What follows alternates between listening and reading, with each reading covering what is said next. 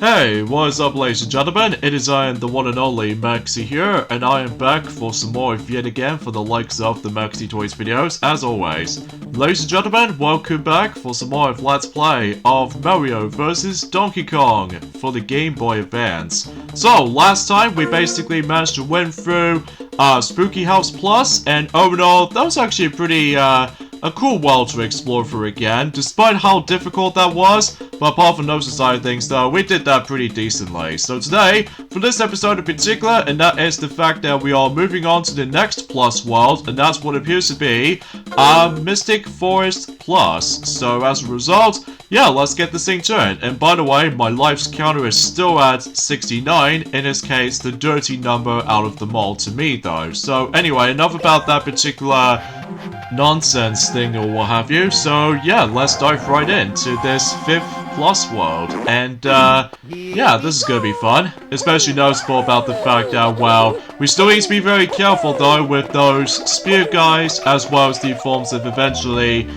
some bob bombs and what have you, and eventually those cannonballs, or specifically those cannons. So yeah, that might be something worth a while able to watch out for. So anyway, so I believe this first stage, the first stage on this world wasn't all that hard. It's just the fact that we need to able to take care of this first spear guy enemy to able to actually just to go ahead and take him to the bottom while we clear the path, while we able to actually guide Mini Mario towards the usual the keyhole door and stuff like that. And while at it though, we still need to able to obtain those presents after all that specific stuff.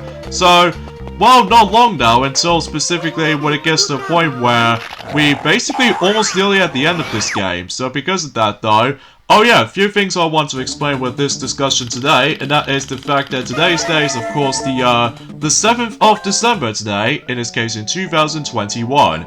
And guess what everybody, happy 3rd anniversary of the release of Super Smash Bros. Ultimate for the Nintendo Switch. And what do I still think about the game after 3 years ago? I still personally think that that game is actually by far my favorite Smash Bros. Game now. Mainly because of the fact that in addition to able to having ourselves 100 plus levels into the actual, like, having some fun with multiplayer and stuff like that, but also gem-packed with content, and also I somehow died. Whoops. Anyway, enough about that specific unexpected death right there. What I mean is that gem-packed with content and also online plays pretty alright, even though despite the fact there might be some lag every once in a while, but it knows what it is for the most part. And also, I still really love the fact that game does have a lot of fighters, including my most highly anticipated fighters out there, which are, would say, Banjo and Kazooie, along with the forms of Sora from Kingdom Hearts. And in fact, let me know in the comments below for the question of the day, when it comes to the forms of Super Smash Bros. Ultimate character reveal trailers, what do you like the most, and which one of those character reveal trailers you dislike the most? Well, for me personally speaking, my definition of the hype though, it will probably have to be, well, let's just say 3 fighters actually goes into S tier, or to be more specifically, S plus tier, which there are Sephiroth because it's epic, and also we have Sora from Kingdom Hearts because I'm hyped about that too, and of course Banjo and Kazooie. And the rest of them are pretty alright, or good, or even amazing. So, but the one we expected that what's in the bottom tier, it will definitely have to be Byleth, because let's face it, Byleth is the most disappointing character choice for that reveal, and especially it doesn't help about the fact that, well, I don't know about you, but let me know in the comments if I was gonna able to do a tier list at some point, because I was expecting to do one, but unfortunately though, my webcam seemed to have a lot of issues lately, so specifically on my laptop, so I don't know if how the setup is going to be, but I'll try to figure it out on my own time. Oh jeez, that's a bit of a bad mistake right there, but actually gonna think about it. Ah, dang it! Ah, really? The hitbox just somehow feels a bit big right there, right near to where the bob arm is, so oh well, we'll keep trying anyway, and hopefully for the much more better attempt, so yeah, anyway. And as you can tell, that the Mystic Forest is now in nighttime, as you can see. Well, fully, completely in nighttime. So I guess it's kind of similar to Twilight City, except in a different environment. So, anyways, let's toss the Bob-omb up there, to able to destroy those blocks potentially. And able to activate Mini Mario with a key, and carefully trying to toss the Bob-omb right into where the breakable block was, and activate the blue switch in case we do need to make Mini Mario safety and what have you. So I suppose I should probably also mention about this as well, that I think the only thing I found it okay, not perfect by any means, and that's the fact that when it comes to the forms of the Smash reveal trailers for Smash Ultimate, as I mentioned this before, I've already mentioned about the forms of the top tier of the Smash Bros. Reveal trailers, to me though anyway, which are Sephiroth and also Sora from Kingdom Hearts, and also say applies to Banjo and Kazooie. Like, usually those three are my S+ top tier list. And the bottom of the barrel is obviously Byleth, and I think on the D rating, I would personally say that Daisy is a pretty cool choice, but it barely gets any like representation and stuff like that. And I would say that I found Pyra and Mythra character reveal okay, but not my cup of tea in my honest opinion. Because I know that Sonic has already mentioned about that ever since in his playthrough of Mario Party 3, back during the course of the beginning of the year, of course.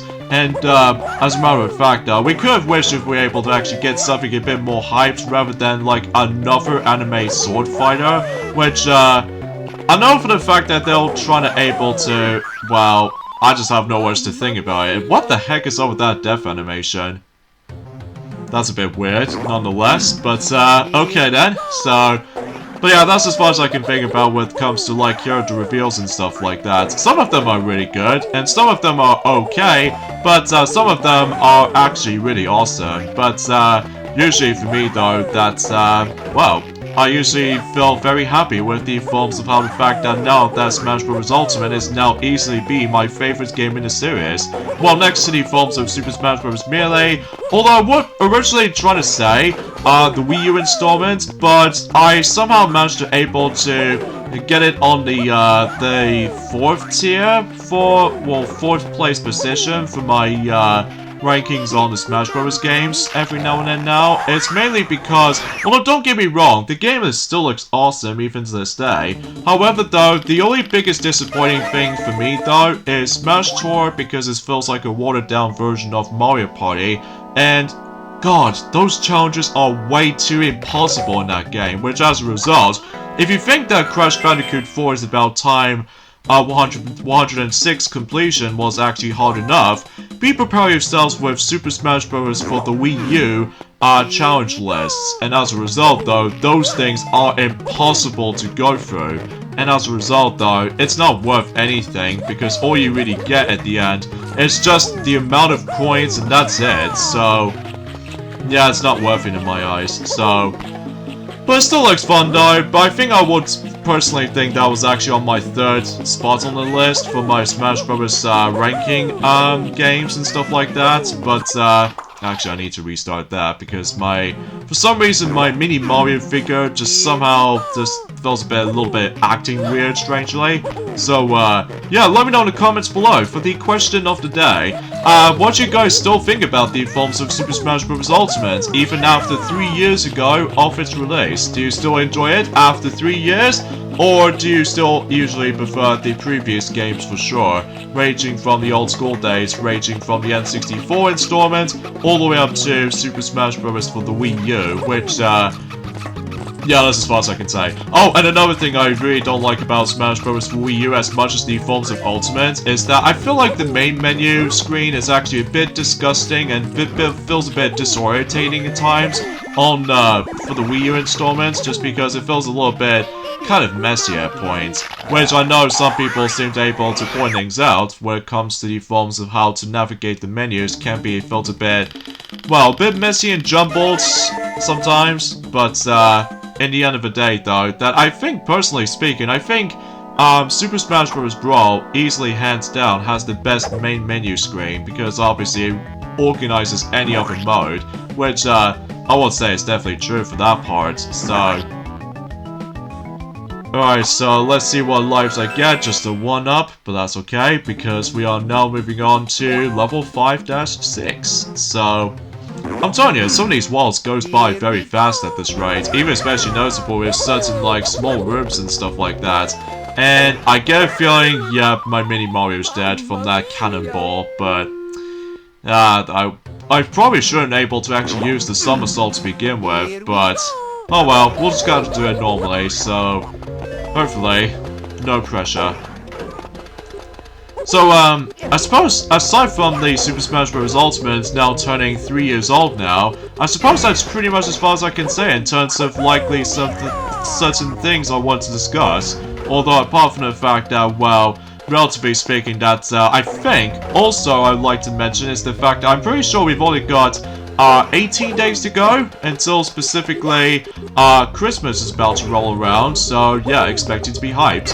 So hopefully we're able to get this Let's Play done before Christmas time, and exponentially also is the fact that we could possibly able to actually just to still do the last Let's Play of 2021, but again, we're not going to tell you exactly what it is yet, because obviously we'll save that up until by the end of the whole entire decent year. Because I still certainly think this year is going on pretty, like, it's kind of hard to say. Although what I meant to say, that this year has gone pretty alright. Certainly a bit better than 2020, that's for sure, but it still has problems, which I'll discuss on that once we get into the true final day of 2021. So, and we're actually getting really dang close to the new year too, which is of course 2022, which that will be the biggest year when it comes to gaming department, which that seems true, because obviously with more big Nintendo stuff is about to be coming, and just all that stuff, so like,